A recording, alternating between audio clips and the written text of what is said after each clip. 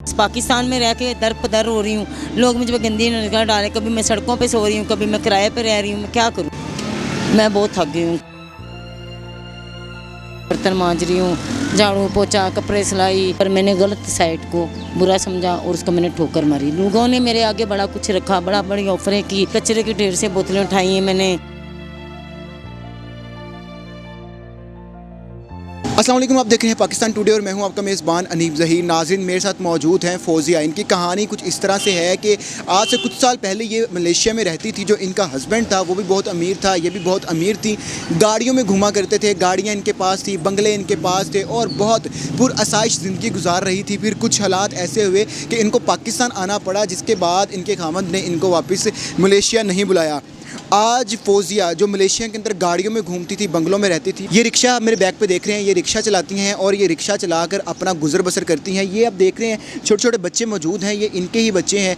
Rickshaw चलाकर ये अपने बच्चों का पेट पालती हैं। किस तरह एक पुरअसाइश ज़िंदगी से ये रिक्शा चलाने पर आ गई। फौजिया हमारे साथ मौजूद हैं, इनकी कहानी जानते हैं इन्हीं की ज़बानी। अस्सलाम वालेकुम। वालेकुम अस्सलाम। अच्छा फौजिया, आप मुझे ये बताएं, मलेशिया के अंदर आप गाड़ियों में रहती थी, बंगलों में रहती थी, क्या वजह ऐसी हो गई कि आपको पाकिस्तान आना पड़ा और आकर रिक्शा चलाकर अपने बच्चों का गुजर बसर करना पड़ गया? वजह ये हुई थी कि हस्बैंड मैंने कर दी दूसरी शादी। अच्छा। पूछा नहीं हमें, भाई मेरा फोत हो गया था, मैं मलेशिया से पाकिस्तान आई तो सुसाइड उन्होंने की थी, तन्हाई नहीं मिलती थी। तो मेरे हस्बैंड आए, उसी दौरान अब्बू भी फोत हो गए। हस्बैंड ने दूसरी शादी करके पूछा नहीं, खबर ही नहीं ली बच्चों से, पीछा ही नहीं। फिर उसकी उधर ही मलेशिया में डेथ हो गई, एक्सीडेंट से मौत हो गई। 1 साल उसकी दूसरी शादी रही, दूसरे 8 साल हो गए हैं। यानी कि मैं अपने बच्चों की खुद ही कफालत कर रही हूँ, लोगों के घरों में काम कर रही हूँ, बर्तन मांज रही हूँ, झाड़ू पोछा कपड़े सिलाई, पार्लरों के पता नहीं क्या क्या। मैंने प्लस पार्लर में भी, ये सफाई के शोबे में मैंने वो भी काम किया, हेल्परी के तौर पे भी काम किया, मुसरत बिस्मा के भी। वहाँ से फिर मेरा एक्सीडेंट हो गया, फिर मैं 4 पे पड़ गई, वहाँ से इसलिए काम छूट गया डिप्लेक्स पार्लर से। यानी कि मैंने दाई पुणे में भी काम किया है। मैंने जो होता है अपना जच्चा बच्चा पैदाइश में हेल्पर के तौर पे होते हैं, मैंने वो भी काम किए हैं। मैंने यानी कोई भी काम मैंने अल्लाह ताला की रज़ा के लिए किया है। जैसे मेरा मरीज़ हैं, मैंने उनको भी जाके संभाला है। जैसे कोई मर्द भी है ना, मरीज़ बाबे हो जाते हैं अमीर लोगों के, उनको भी मैंने इन हाथों से पैम्पर चेंज किया। मैंने अल्लाह की रज़ा के लिए भी किया और अपने बच्चों के लिए भी किया, पर मैंने अपनी दयानतदारी से किया। मैंने मेहनत में शर्म नहीं की, पर मैंने गलत साइड को बुरा समझा और उसको मैंने ठोकर मारी। लोगों ने मेरे आगे बड़ा कुछ रखा, बड़ा बड़ी ऑफरें की, बड़ा बड़ा कुछ किया। शायद वो लोग सुन भी रहे होंगे। आज मैं फ़ख्र से उनके सामने से गुजरती हूँ, चाहे मैं इस रिक्शे पे ही हूँ, मुझे फ़ख्र है, क्योंकि मैं गलत काम पे नहीं गई थी। मैंने चाहे 1 टाइम की खाई है तो मैंने अल्लाह का शुक्र अदा किया। अच्छा, आपने बताया कि आपने लोगों के घर बर्तन भी धोए हुए हैं, लोग घर कपड़े भी धोए हुए हैं, आपने हॉस्पिटल्स में काम किया, ब्यूटी पार्लर्स में भी काम किया है। मलेशिया में गाड़ियों में घूमना, बंगलों में रहना, इधर आकर आपको लोगों की मुलाजमत करना पड़ी, ये कितना बड़ा आपके लिए एक सेटबैक था, कितना बड़ा आपके लिए चेंज था, तब्दीली थी आपकी ज़िंदगी में, और किस तरह से आपने इसको फिर एक्सेप्ट किया? ये तो मेरे लिए बहुत बड़ा तूफ़ान था। ये तो वही समझेगा जिनके नौकर चाकर होंगे, तो कभी उनको अपने घर में काम करना पता उनको कितनी क्या बीती होगी। मेरे लिए बहुत क़यामत थी। मैं बहुत अपने आप को घटिया और अपने आप को गिरा हुआ समझती थी। तो लगना कि जैसे लोगों की निगाह में पता नहीं इस तरह मैं गिर गई हूँ जैसा कुछ टूटा हुआ जूता गिर जाता है। फिर मैंने वो चीज़ अपने दिल में दबाते सिसकियाँ लेते लेते मैंने करते मैंने फिर अपने आप को तैयार किया। शर्मिंदगी भी होती थी, हालांकि मैं मेहनत करती थी, कचरे के ढेर से बोतलें उठाई हैं मैंने सब कुछ यही कि मेहनत के साथ किया है। तो बुरा लगता था, क्या करें, नसीबों की बात है।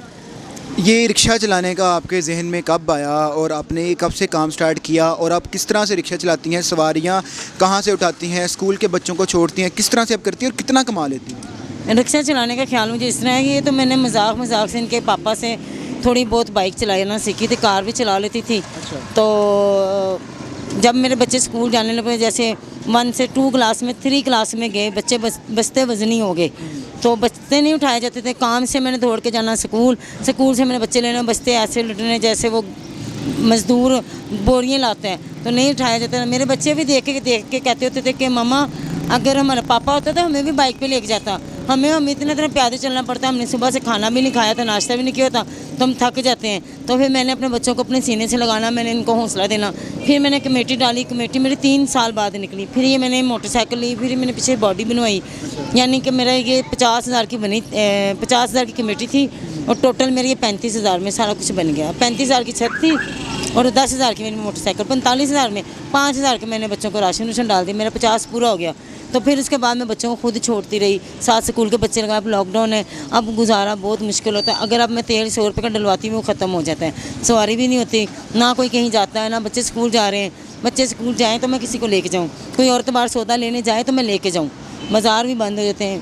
आजकल जो हालात हैं, आगे से रमज़ान है, अल्लाह वारिस है। कितने घंटे चलाती हैं आप रिक्शा? मैं इसको तो सुबह भी लेके निकल जाती हूँ 9-10 बजे। अब जैसे छुट्टी है तो 9 बजे निकल जाती, बच्चे सोए भी होते हैं ना, तो मैं आ जाती हूँ 12-1 बजे वापस आके ना।